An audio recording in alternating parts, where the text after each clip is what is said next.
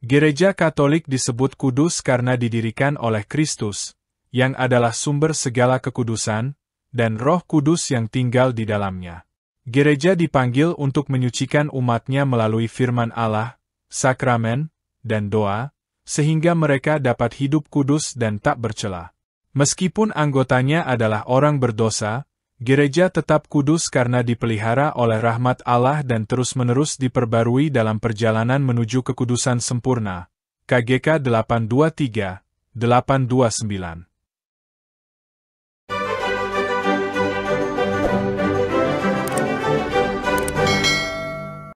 Salve, saudara dan saudari. Semoga hari ini berkat Tuhan berlimpah atas diri dan keluarga Anda.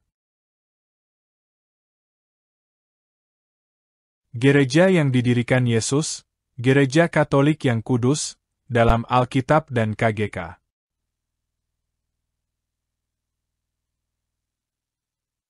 Salah satu ciri gereja Katolik adalah gereja yang kudus. Pada kesempatan ini, kita akan melihat kekudusan ini berdasar Alkitab, dan penegasan magisterium dalam Katekismus Gereja Katolik.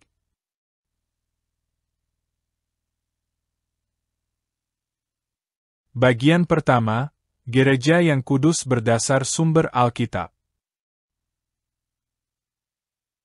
Pengertian gereja Katolik yang kudus dapat dipahami dari beberapa ajaran utama Yesus Kristus dan kesaksian para rasul dalam Perjanjian Baru. Berikut adalah beberapa penjelasan tentang kekudusan gereja berdasarkan beberapa ayat Injil. 1. Gereja dipanggil untuk menjadi kudus. Kekudusan dalam Injil selalu merujuk pada pengudusan oleh Allah. Kekudusan gereja berarti bahwa gereja adalah umat Allah yang dipanggil untuk hidup sesuai dengan kehendak-Nya. Injil Yohanes pasal 17 ayat 17-19. Kuduskanlah mereka dalam kebenaran, firman-Mu adalah kebenaran. Sama seperti Engkau telah mengutus Aku ke dalam dunia, demikian pula Aku telah mengutus mereka ke dalam dunia.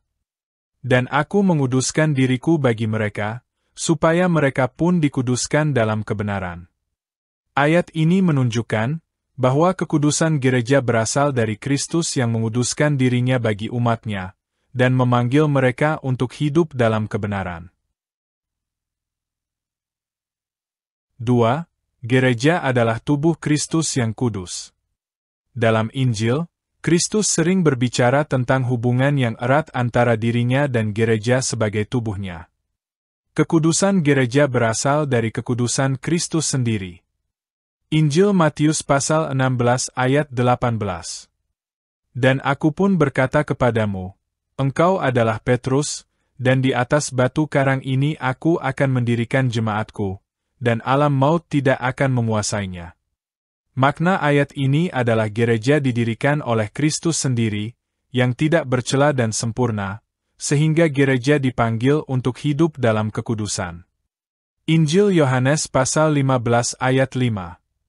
Akulah pokok anggur, dan kamulah ranting-rantingnya. Barang siapa tinggal di dalam Aku dan Aku di dalam dia, ia berbuah banyak, sebab di luar Aku kamu tidak dapat berbuat apa-apa. Makna ayat ini adalah gereja menjadi kudus, karena anggotanya terhubung dengan Kristus, sebagai pokok anggur yang menjadi sumber kehidupan dan kekudusan. 3. Roh Kudus sebagai sumber kekudusan gereja. Roh Kudus yang dijanjikan oleh Kristus, hadir dalam gereja dan menyucikan umat Allah. Injil Yohanes pasal 14 ayat 26. Tetapi penghibur, yaitu Roh Kudus, yang akan diutus oleh Bapa dalam namaku, Dialah yang akan mengajarkan segala sesuatu kepadamu, dan akan mengingatkan kamu akan semua yang telah kukatakan kepadamu. Makna ayat ini adalah, Roh Kudus membimbing gereja ke dalam kebenaran dan kekudusan. Injil Yohanes pasal 20 ayat 21-22.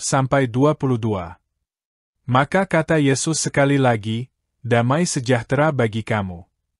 Sama seperti Bapa mengutus Aku, demikian juga sekarang Aku mengutus kamu. Dan sesudah berkata demikian, ia mengembusi mereka dan berkata, "Terimalah Roh Kudus." Makna ayat ini adalah, melalui pemberian Roh Kudus, para rasul dan gereja dipanggil untuk hidup dalam kekudusan, dan menjadi saksi Kristus di dunia. 4. Kekudusan melalui sakramen dan firman. Kekudusan gereja dinyatakan melalui karya keselamatan Yesus Kristus dan disalurkan kepada umatnya melalui sakramen. Injil Matius pasal 28 ayat 19-20. Karena itu pergilah, jadikanlah semua bangsa muridku, dan baptislah mereka dalam nama Bapa dan Anak dan Roh Kudus, dan ajarlah mereka melakukan segala sesuatu yang telah kuperintahkan kepadamu. Dan ketahuilah, aku menyertai kamu senantiasa sampai kepada akhir zaman. Makna ayat ini, baptisan adalah sakramen menghantar anggota gereja kepada Allah yang kudus. 1 Petrus pasal 2 ayat 9. Tetapi kamulah bangsa yang terpilih, imamat yang rajani, bangsa yang kudus, umat kepunyaan Allah sendiri, supaya kamu memberitakan perbuatan-perbuatan yang besar dari Dia, yang telah memanggil kamu keluar dari kegelapan kepada terang-Nya yang ajaib. Ayat ini menegaskan bahwa gereja dipanggil untuk menjadi kudus sebagai umat Allah. Kekudusan itu bukan berasal dari diri gereja sendiri, tetapi dari Allah yang kudus dan karya keselamatan Yesus Kristus. Efesus pasal 5 ayat 25-27. Sebagaimana Kristus telah mengasihi jemaat, dan telah menyerahkan dirinya baginya untuk menguduskannya, sesudah ia menyucikannya dengan memandikannya dengan air dan firman, supaya dengan demikian, ia menempatkan jemaat di hadapan dirinya dengan cemerlang, tanpa cacat atau kerut atau yang serupa itu, tetapi supaya jemaat kudus dan tidak bercela. Kekudusan gereja adalah hasil karya Kristus melalui penebusannya, dan peran Roh Kudus dalam menyucikan gereja.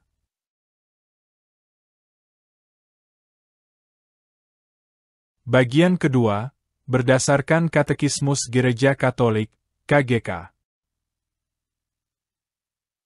Kekudusan gereja dijelaskan dalam beberapa bagian KGK, terutama dalam konteks kredo, aku percaya akan gereja yang satu, kudus, katolik, dan apostolik.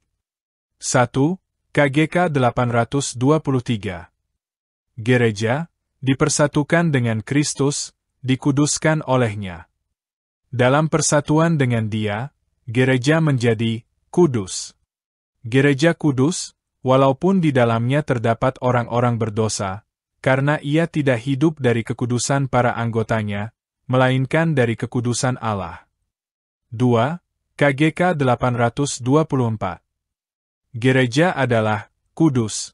Roh Kuduslah yang memberikan hidup kepada gereja. Kristus telah mencintai gereja dan telah menyerahkan dirinya bagi gereja, supaya ia dapat menguduskan gereja. 3. KGK 825.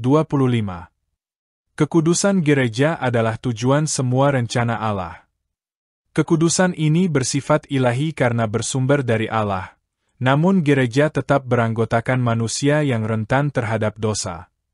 Oleh karena itu, kekudusan gereja terus-menerus diperbarui melalui sakramen, terutama sakramen tobat dan ekaristi.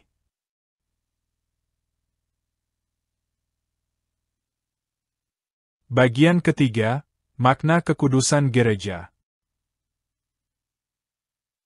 Kekudusan gereja bukan karena perbuatan manusia, melainkan karena 1. Kristus sebagai kepala gereja. Kristus adalah sumber kekudusan gereja melalui karya keselamatannya. 2. Roh Kudus yang membimbing gereja. Roh Kudus menyucikan umat Allah melalui rahmat dan karunia-Nya. 3. Sarana rahmat yang diberikan melalui sakramen. Sakramen-sakramen adalah alat untuk menguduskan umat Allah. Gereja dipanggil untuk menjadi saksi kekudusan Allah di dunia, meskipun anggotanya masih bergumul dengan dosa. Kekudusan ini bukan berarti semua anggota gereja bebas dari dosa, tetapi menunjuk pada kehadiran Allah yang kudus, dan karya penyelamatannya yang terus berlangsung dalam gereja.